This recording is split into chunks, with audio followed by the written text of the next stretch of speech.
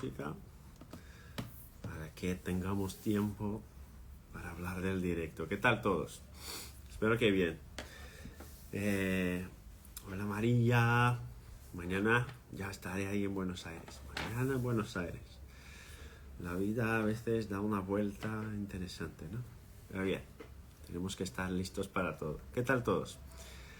¿Habéis visto ya? Bueno, yo creo que ya están todos suscritos, ¿verdad? Para la revolución del SNA, del Sistema Nervioso Autónomo. Y bueno, estamos con mucha ilusión en este pequeño curso de 3 días, que, bueno, donde vamos a hablar bastante del vago y del dolor. Del vago y del dolor y generar o intentar producir relaciones, correlaciones de algunas cositas que ni siquiera lo imaginamos, pero que al final tiene mucho que ver también con la actividad vagal. Entonces, si no estáis suscrito, por favor suscríbete. Ruby me dijo que ya tenemos más de 1000 suscritos ahí en el evento. Entonces, interesante. La gente se va poniendo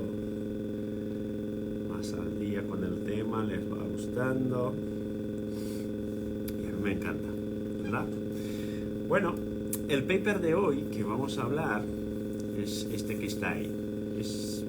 Probablemente necesitas del nervio vago para comprender la fisiopatología y para tratar enfermedades, disfunciones y todo esto. Es un paper, bueno, como siempre, cuidado con la información que trabajamos, ¿verdad? Es un paper, como podéis ver ahí, justo en el título, que propone hipótesis. Es un paper que propone hipótesis, no es un paper que resuelve hipótesis, que comprueba o que rechaza una idea. Es un paper proponente, vamos a ponerlo así, ¿ok? ¿Y esto por qué es importante? Porque son posibilidades a través de las cuales el nervio vago puede influir en todo lo que vamos a hablar, pero no es una situación ya en definitiva consolidada en la ciencia actual. Es una proponencia, porque se sabe que tiene efecto, aunque eventualmente no se sabe cómo pasa este efecto, ¿ok? Entonces es probable que necesites del nervio vago para comprender la fisiopatología. Yo estoy totalmente de acuerdo, y para tratar enfermedades y para tratar disfunciones, y yo estoy totalmente de acuerdo con esto. Y vamos a hablar principalmente de 3 componentes principales, que serían mecanismos comunes que funcionan como vía de desarrollo de disfunciones y vía de desarrollo de enfermedades, ¿no? Entonces, estos 3 mecanismos comunes de los cuales vamos a hablar son el estrés oxidativo, la inflamación y la hiperactividad simpática, ¿okay? Entonces, estos son los 3 mecanismos comunes que vamos a hablar. Y esto principalmente respecto a estas patologías. ¿Qué patologías son estas, Luis? Porque de esto que está ahí no comprendo nada. La C, la V y la D serían las patologías cardiovasculares. La CVD serían las patologías cardiovasculares. La C y la A sería el cáncer, y la A y la D sería el Alzheimer, ¿okay? La enfermedad de Alzheimer. Entonces vamos a centrarnos, a enfocar principalmente respecto a la patología cardiovascular, CVD, al cáncer, la C y la A, y al Alzheimer, que sería la A y la D, ¿ok? Y para esto para hablar de todo esto,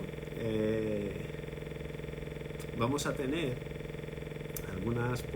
algunas posibilidades de actuación vagal en cada una de estas situaciones clínicas. ¿Okay? Entonces, lo primero que debemos tener en cuenta, bueno, el estrés oxidativo, ¿no? El estrés oxidativo, muy bien.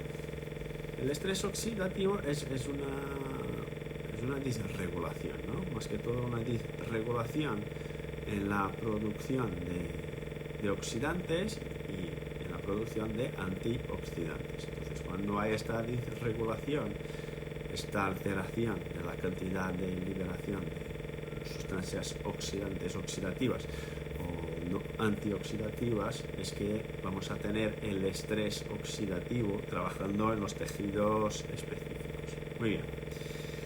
Y esto es importante para la patología cardiovascular, pues es determinante para la patología cardiovascular, principalmente cuando hablamos del colesterol LDL. Cuando hablamos del colesterol LDL, porque va a cambiar el estrés oxidativo, va a cambiar el metabolismo del colesterol LDL y es un promotor de inflamación local. Esto si hablamos de patologías cardiovasculares. Es un promotor de inflamación local. Es un promotor de producción de placas ateroscleróticas, ¿no? Placas de aterosclerosis. Muy bien, esto ya lo sabemos. ¿Y qué tiene esto que ver con el vago? Bueno, esto tiene que ver con el vago porque el vago va a trabajar de dos maneras. Si queréis apuntarlo, apúntalo, que es interesante. Esto tiene que ver con el vago porque el vago va a trabajar de dos maneras.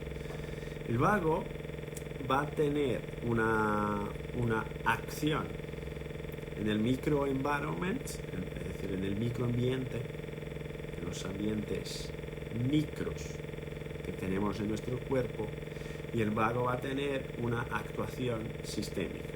¿Okay? El vago va a tener una actuación local en los microambientes y va a tener una actuación sistémica. La actuación local que vamos a tener del vago viene por la actividad de los receptores alfa 7 nicotínicos que tenemos en los tejidos. ¿Okay? Y la actividad sistémica del vago viene por la actividad del eje HPA. Entonces el vago va a trabajar en estos dos elementos, en el ambiente micro y en el ambiente macro. Muy bien. Y cuando estamos hablando de estrés oxidativo, chatos, estamos hablando de qué ambiente, del micro o del macro. ¿Qué opináis vosotros? Cuando estamos hablando de microambiente, cuando estamos hablando de estrés oxidativo, estamos hablando de microambiente o de macroambiente. ¿Qué opináis? ¿Qué opináis? ¿Qué opináis? ¿Qué me proponéis? ¿Microambiente o macroambiente? Tenemos ahí un 50% de probabilidad de éxito, de que estés correcto. ¿Qué tenemos? Una acción de estrés oxidativo, tenemos una acción mucho más dirigida al tejido local. Entonces vamos a imaginar un proceso de inflamación de las carótidas, un proceso de inflamación de las coronarias, ¿no? Un proceso de placas de aterosclerosis en la vascularización del miocardio. Vamos a tener el estrés oxidativo. Muy bien. Si estamos hablando de estrés oxidativo, estamos hablando de ambientes micro y ambientes pequeños, ya hemos dicho que el vago tiene algo que ver con este ambiente micro. Estamos en este momento generando una producción de sustancias químicas que van a activar el nervio vago en el nivel local. ¿Esto qué significa? Que vamos a tener un cambio de la actividad local de los tejidos. El vago en esta situación, ¿qué va a hacer, chatos? El vago en esta situación, el vago tiene dos ramas, ¿no? Una rama que lleva la información y una rama que trae la información. El vago en esta situación, ¿cuál de sus ramas estará activada? Pues la rama aferente, la rama que lleva la información del ambiente microvascular. La rama que lleva la información del ambiente microvascular. Entonces, ¿qué tiene que ver el vago con el estrés oxidativo? Pues el vago va a monitorear el estrés oxidativo en los tejidos de los distintos órganos y vísceras. Va a hacer el monitoreo. Ahora es el monitor. Nada más que esto. De la salud de los tejidos locales. Resulta que el estrés oxidativo es un factor de riesgo para el infarto, para patologías cardiovasculares. Resulta que el estrés oxidativo es un problema importante, un problema gordo para los cánceres. Y resulta que el estrés oxidativo también es un problema cuando una persona desarrolla el Alzheimer. ¿Estamos de acuerdo en esto?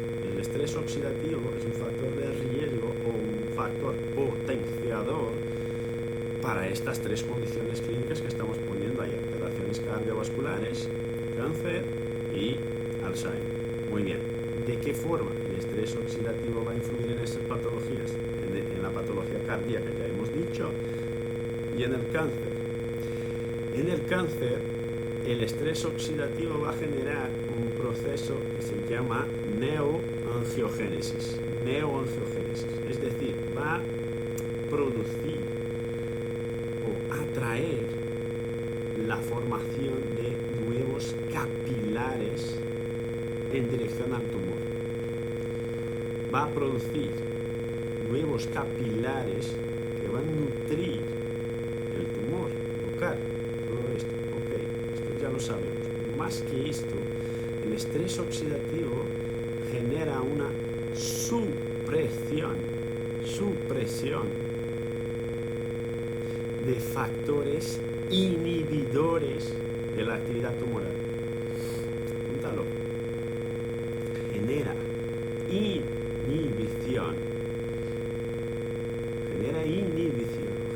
disminución de la producción de factores inhibidores tumorales.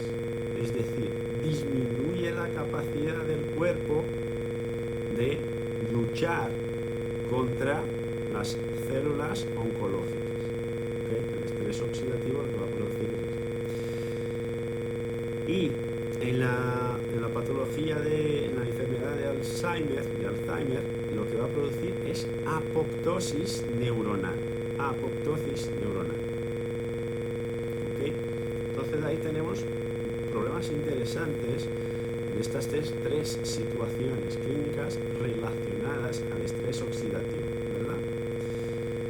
Resulta que, chatos,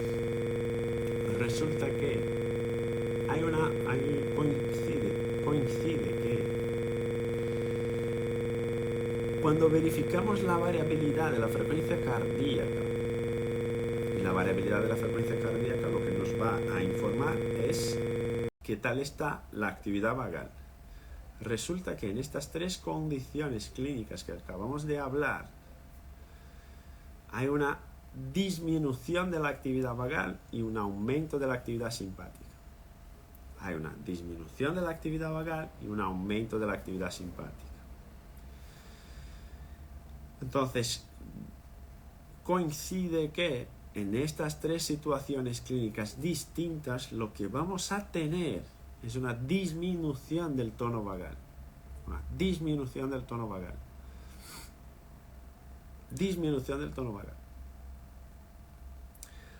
Entonces la pregunta sería, ¿el estrés oxidativo influye en la actividad vagal? Pues claro que sí. Influye en la actividad vagal. Si es una situación de cronicidad, va a generar una inhibición inhibición crónica de la estimulación del nervio vago. Y al generar una inhibición crónica, lo que vamos a tener es adaptación de los tejidos periféricos. Y cuando tenemos esta adaptación, viene el cambio morfológico, viene el cambio en las fascias, viene el cambio en los ligamentos, viene el cambio en el parénquima, viene el cambio en la mucosa, viene el cambio en la barrera intestinal, viene el cambio cuando esto se mantiene a largo plazo.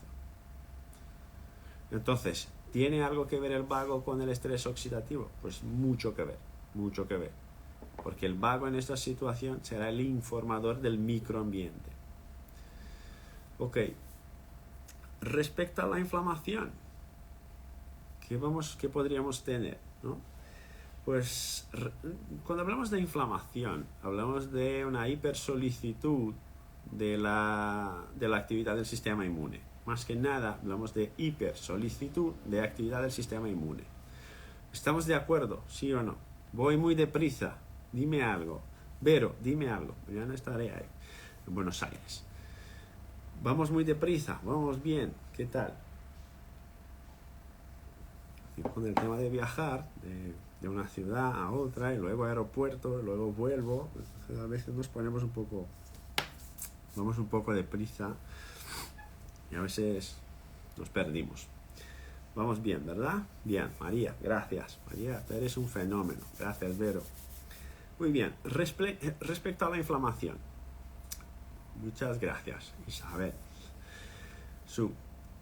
Mira, respecto a la inflamación, lo que vamos a tener es una hiperactividad del sistema inmune, ¿no? Una hipersolicitud del sistema inmune y de los macrófagos. Ok. Esta hipersolicitud, ¿por qué puede venir, Marc? ¿Por qué podría venir una hipersolicitud del sistema inmune? Pues puede venir por múltiples elementos, infecciones, lesiones directamente en la pared de una víscera, lesiones postquirúrgicas, infecciones, inflamaciones, bueno, cualquier cosa. Una gastroenteritis, por ejemplo, es un potente elemento generador de inflamación crónica. Una gastroenteritis, chatos, una gastroenteritis. Es un potente marcador de cronicidad de inflamación crónica. Entonces, ¿qué encontramos en esta situación cuando hay una inflamación crónica? Encontramos una hiperactividad de un determinado tejido local, donde está pasando esta hipersolicitud del sistema, y el sistema empieza a ponerse en bucle. Empieza a ponerse en bucle. ¿Qué es ponerse en bucle? El sistema empieza a identificar, bueno, si hay inflamación, tengo que liberar mediadores proinflamatorios para hacer la curación local, ¿no? El primer tiempo de la inflamación es justo esto, vamos a curar esto.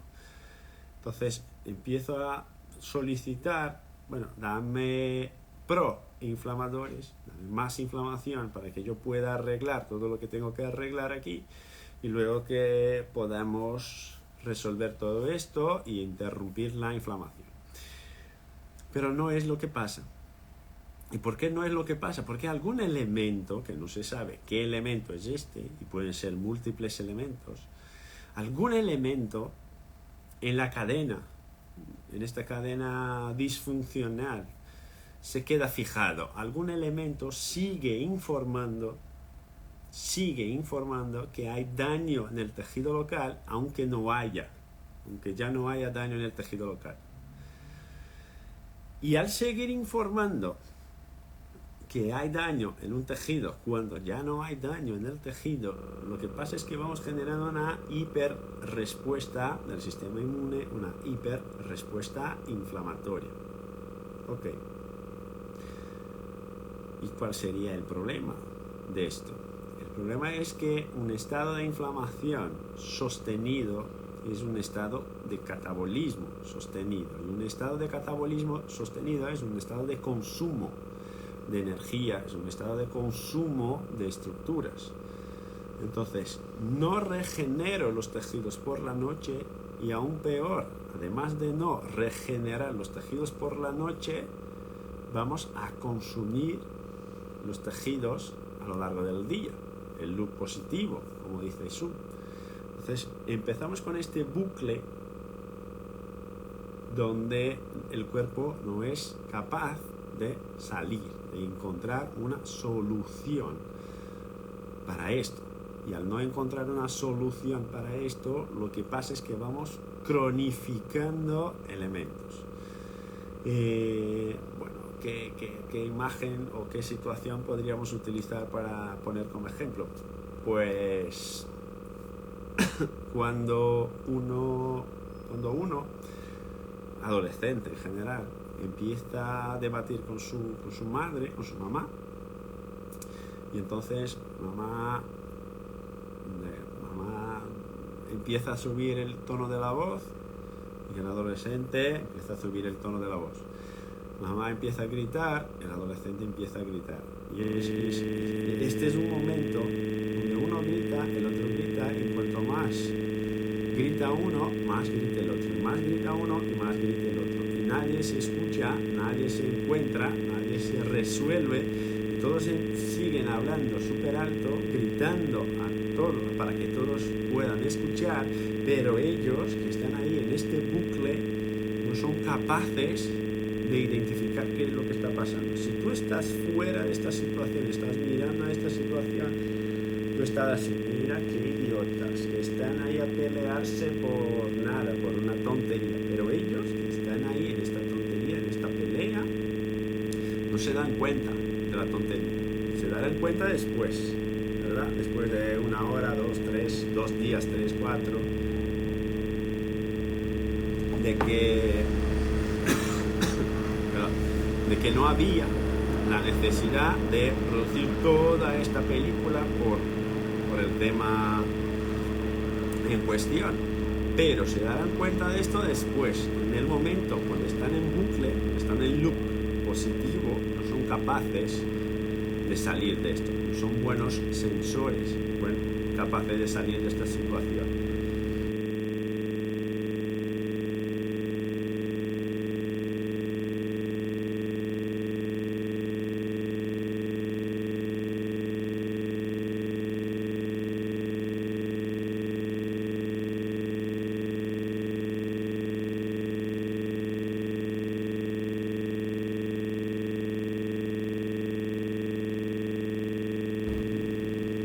Lo vemos a menudo en nuestros pacientes crónicos, ¿no? Entran en un bucle y al entrar en el bucle, para salir del bucle es súper complicado. Carmen, me contarás cuando te toque con tu peque y te veas en el...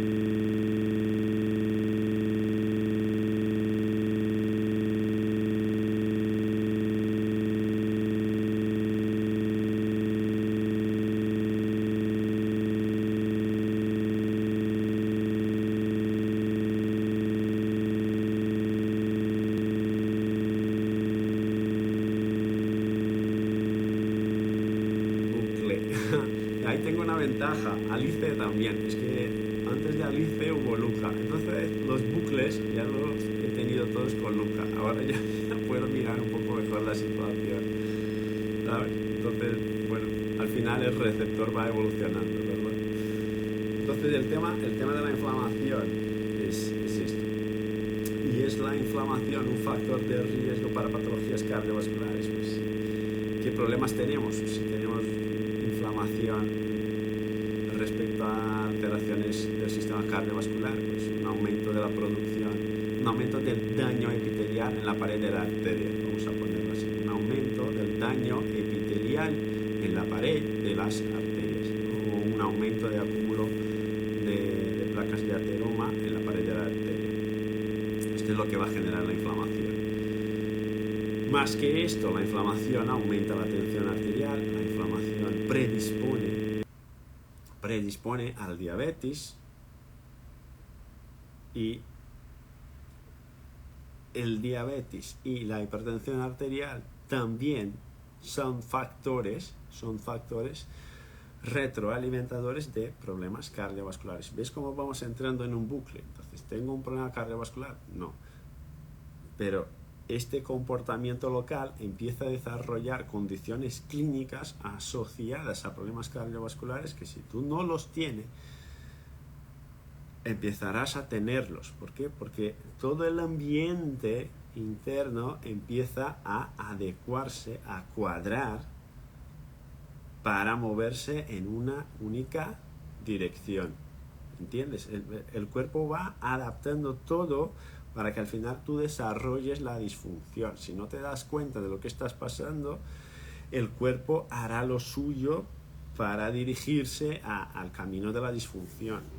Y no lo hará porque quiere hacerlo, lo hará porque comprende que esta es la mejor situación. Comprende que esta es la mejor respuesta que te puede ofrecer él como cuerpo en un intento de protegerte. Esto es como los papás y mamás súper protectores, ¿no? Que quieren proteger el peque o la peque de todo y al final crean un niño o una niña disfuncional. Y al ser disfuncional sufrirá más después porque el mundo no tiene nada que ver con esto, pero tu cuerpo es igual. Tu cuerpo es igual. Entonces imagina tres pacientes distintos, ¿okay? El paciente A tiene una historia familiar, una historia genética en la familia de alteraciones cardiovasculares. El paciente B tiene historia en la familia de Alzheimer. Y el paciente C tiene historia en la familia de cáncer. Pues muy bien. Cuando el cuerpo del paciente A empiece a fallar, se dirigirá a la historia que conoce. ¿Cuál es la historia que conoce? La que viene de la familia. La historia que conoce que viene de la familia para el paciente A es la cardiovascular. Para el paciente B será el Alzheimer. Para el paciente C será el cáncer. Entonces, cada uno de nuestros pacientes o nosotros mismos vamos a dirigirnos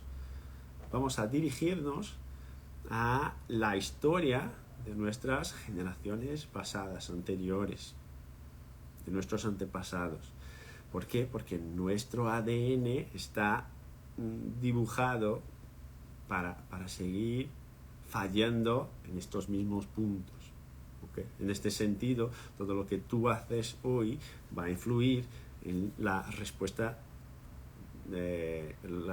orgánica de tus nietos que van a llegar en 10, 20, 30 años. Entonces, todo lo que hacemos hoy va a influir en las futuras generaciones a las cuales vamos a estar relacionados. ¿Okay? Entonces, el tema de la inflamación es un poco esto. ¿Y qué genera la inflamación? La inflamación en general lo que va a producir es una disminución de la actividad vagal. ¿Qué tenemos de más común hoy en día? La inflamación de bajo grado. La inflamación de bajo grado por dos elementos principales, la calidad de la comida y el sedentarismo. La calidad de la comida y el sedentarismo. Si yo pudiera poner una cosita más ahí, que es un factor externo, no interno, yo seguramente pondría las redes sociales como también un elemento inflamador. Las redes sociales. Pero Luis, ¿cómo las redes sociales van a ser un elemento inflamador? Es que, mira, ¿creéis que huyendo un poco del paper, pero para hacer una pequeña aportación clínica, ¿creéis que el estado de ansiedad es un estado malo o bueno para el cuerpo? No estoy preguntando, no estoy intentando hacer un juicio clínico. Como juicio clínico, la ansiedad crónica no es buena. Como juicio clínico, la ansiedad crónica no es buena. Pero no vamos a hacer un juicio clínico. Mira, estamos en una situación donde tengo que ponerme más atento porque hay peligro en el ambiente. ¿Okay? Por lo que sea. Porque llega mamá y estoy con mi novia en casa solo. Porque llega papá y no hice las tareas de los deberes, las tareas de casa. Entonces, ¿la ansiedad es buena o es mala? Bueno, en un primer momento es buena porque pone tu cuerpo listo para reaccionar a lo que sea. a lo que sea. Ok, te protege, perfecto, fenómeno, te protege. Ahora, es un elemento de protección. María, es un elemento de protección. ¿Ok? La ansiedad es para protegerte. Muy bien. Uno que desarrolla ansiedad crónica está de manera crónica, como hemos dicho antes, el caso de la pelea, donde uno empieza a gritar y el otro empieza a gritar más alto. Lo que empieza a pasar es que tu mente, no tu cuerpo, tu mente, tus sentidos especiales empiezan a identificar que hay peligro, o si no es peligro, pero que hay una necesidad de ponerse mejor, de ponerse más guapo, de ponerse más delgado, de ponerse más al día con las cosas. Y esta percepción de que tú no eres capaz de acompañar el ritmo de todos los que están relacionados a ti, empieza a generarte una sensación de búsqueda. Pues es que tengo que hacer más, tengo que hacerlo mejor, es que no sé cómo la persona A puede hacerlo, no sé cómo la persona B es capaz de lograr esto, que yo no soy, pues tengo que esforzarme más. Entonces todo esto. Entonces nos ponemos siempre pendientes de una situación que yo tengo que ser mejor, tengo que ser más, tengo que hacerlo perfecto y todo esto.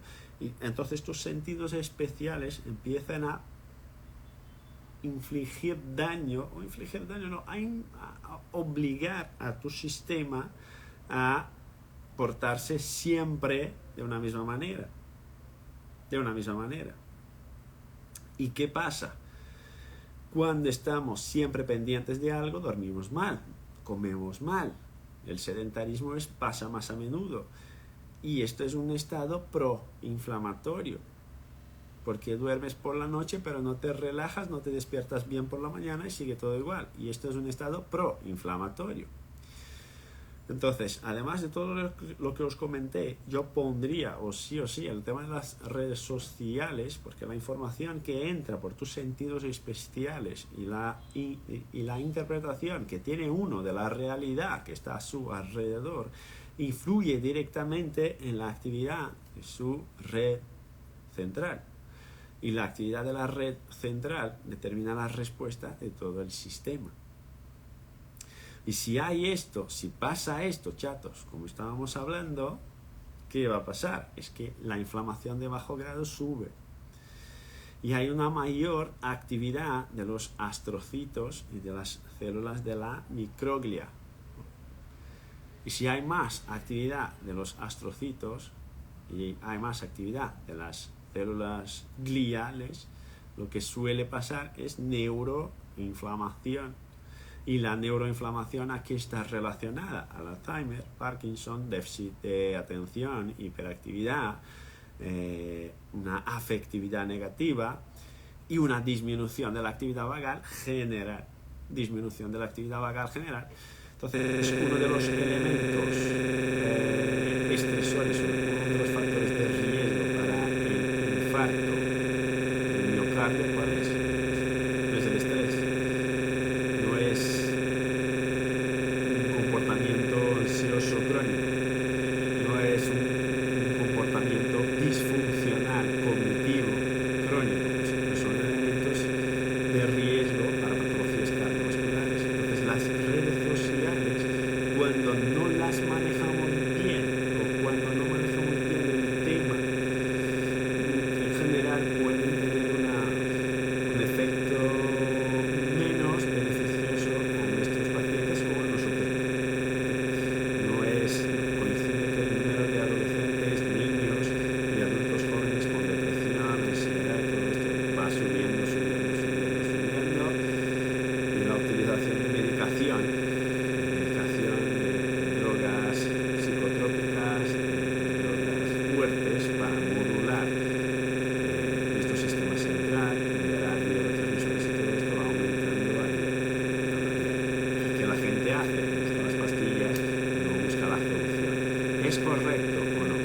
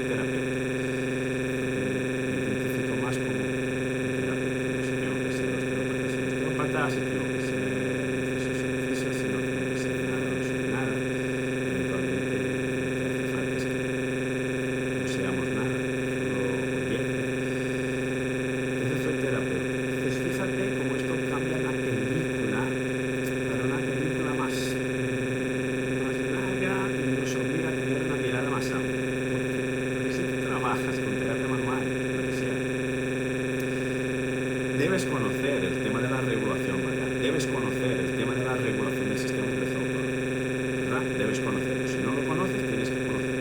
Esto es determinante de respuesta.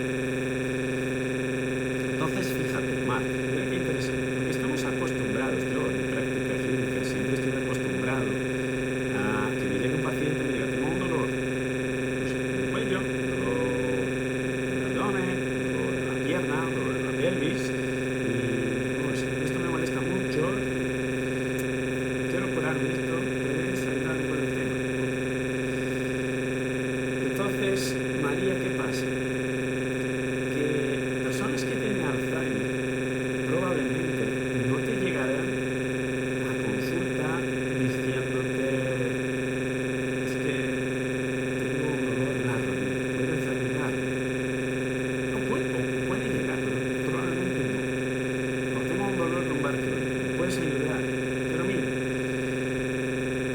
resulta que para la preservación de la función cognitiva, ¿me vais siguiendo? Para la preservación de la función cognitiva, tú deberías estimular tu nervio vago simplemente para la preservación de la función cognitiva.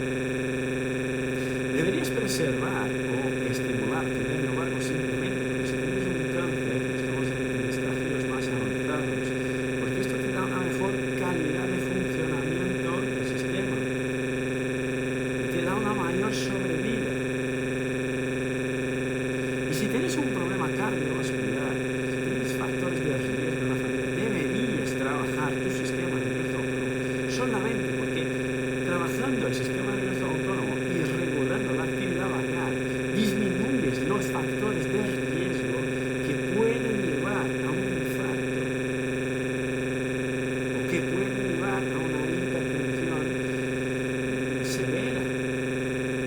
Entonces, esto cambia la película porque esto empieza a darnos una oportunidad, no más que solo trabajar con el dolor, que es importante, pero de intentar trabajar con la preservación de la salud.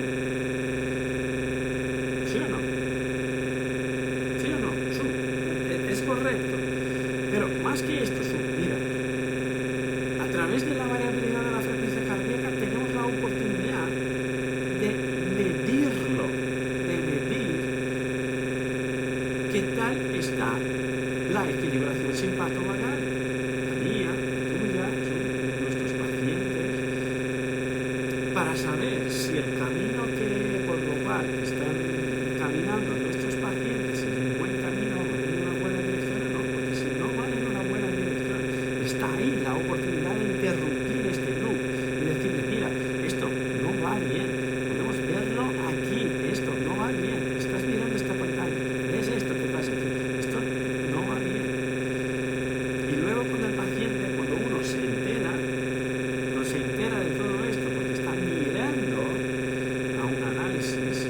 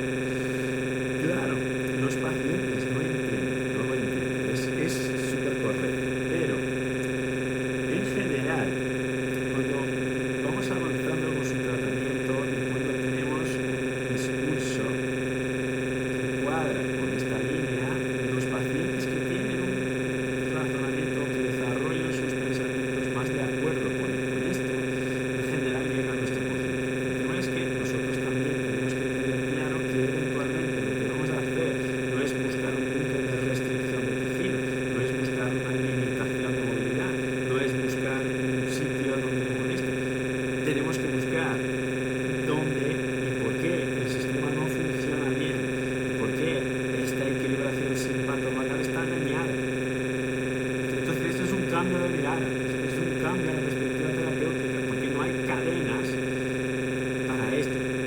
La cadena, quien la construye es el cazador de cebras, quien la construye es el clínico que sabe mirar dónde están las rayas y dónde están los caballos.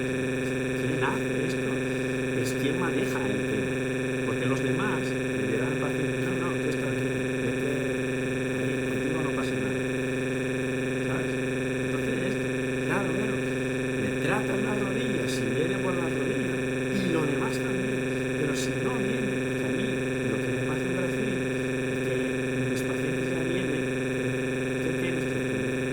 Les pregunto, ¿no? ¿Qué tienes tu paciente? Pues yo no tengo nada, me sigo bien, no tengo dolores ni molestias ni nada, pero quiero que mires qué tal va mi función, ¿no? Cómo está mi sistema y todo esto. Y ahí miramos y eventualmente sale uno que está todo alterado y todo esto, pero está súper bien. Pero está súper bien, porque claro, esto es un trabajo que tú tienes que hacer había. Esto es las cifras objetivas se dan, ayuda muchísimo. Entonces esto es determinante. Y tenemos la hiperactividad simpática como último mecanismo común entre estas tres categorías, ¿no? Patologías cardiovasculares, cánceres y Alzheimer. Y la hiperactividad simpática viene a la raíz de que la hiperactividad simpática en general ya viene a la raíz de una demanda metabólica, o sea, que algo está demandando una activación simpática. Puede ser una activación simpática por ansiedad, puede ser una activación simpática por miedo, puede ser una activación simpática porque tengo rabia de mi situación laboral, tengo rabia de mi pareja, no sé, de mis hijos, porque estoy constantemente preocupado con el tema laboral o ahora con el COVID, ¿no?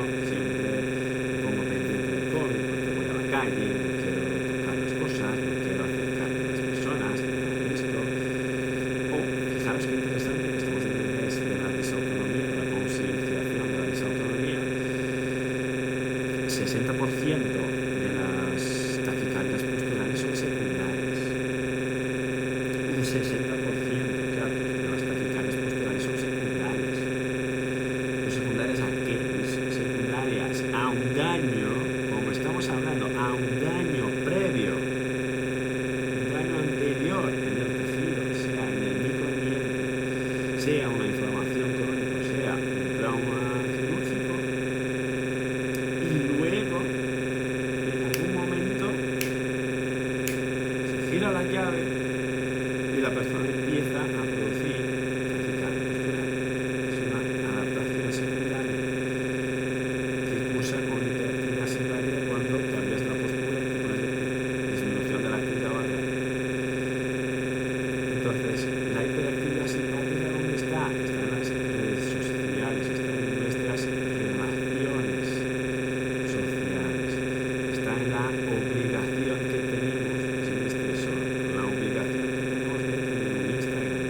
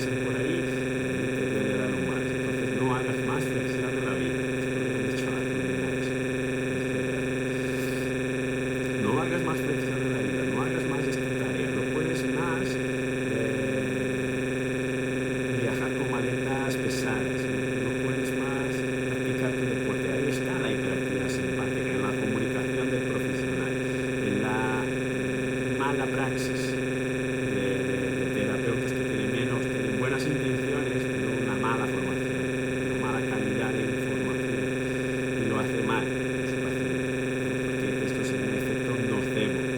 Si el terapeuta le da una información mala al paciente y esto genera una mala reacción en el paciente, una mala adaptación. Ahí está la hiperactividad simpática. Cuando dormimos mal, como ha dicho María, ahí está la hiperactividad simpática. Entonces, ¿qué pasa? La hiperactividad simpática está todos los días, en todos los momentos de nuestra rutina. Ahí está. Y la pregunta sería, ¿dónde está? Al revés, ¿dónde está la compensación? ¿Dónde estará la reacción vagal? ¿En qué momento? ¿De qué forma? ¿Qué estrategias utilizo yo, utilice uno, para aumentar la solicitud vagal?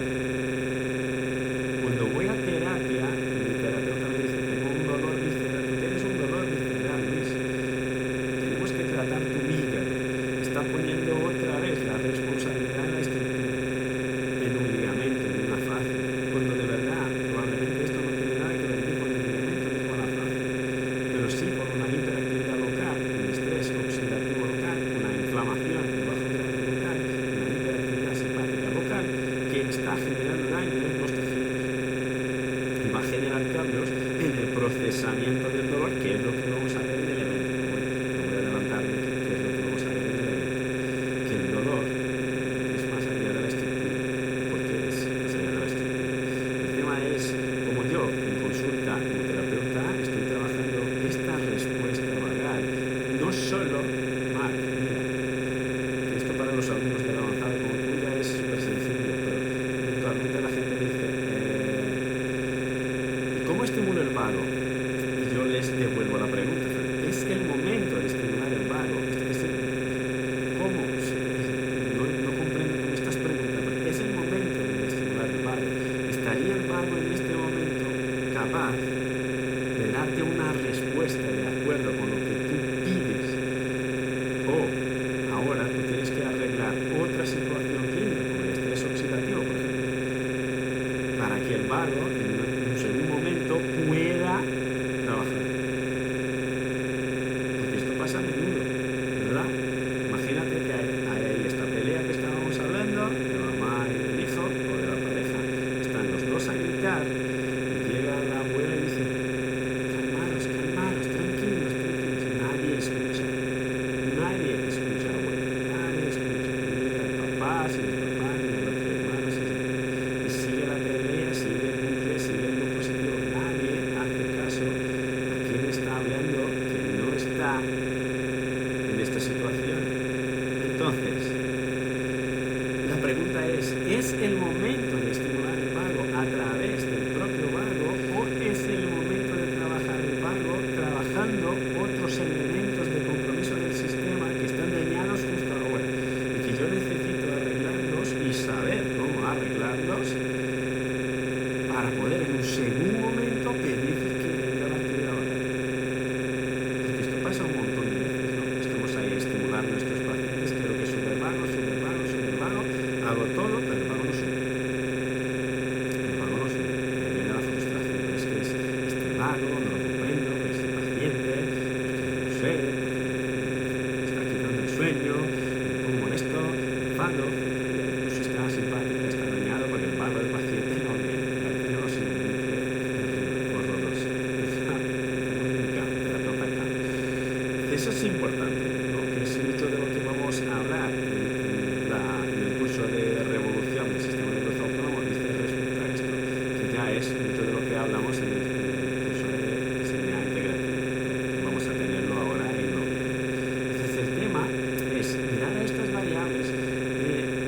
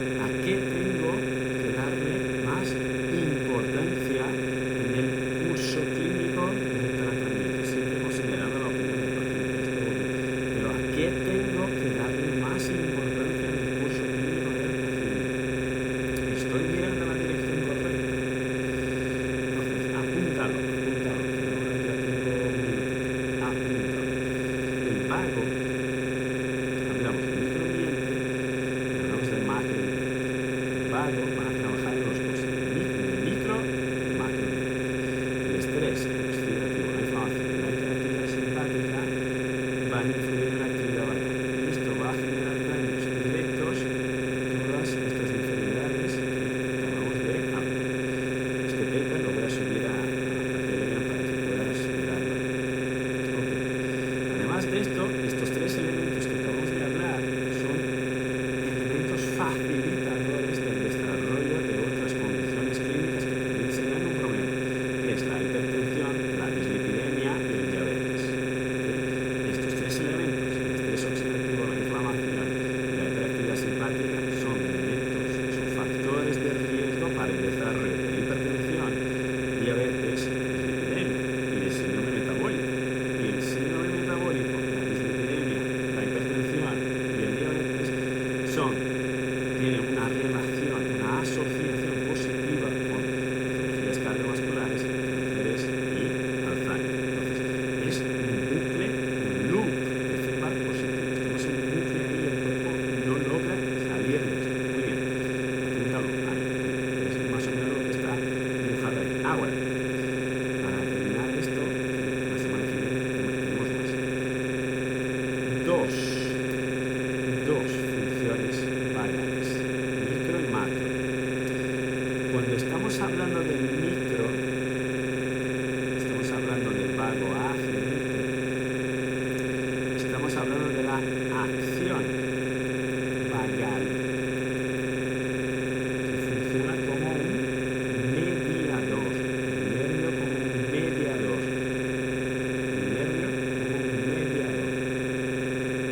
Cuando hablamos del micro, estamos hablando del nervio como un mediador de las reacciones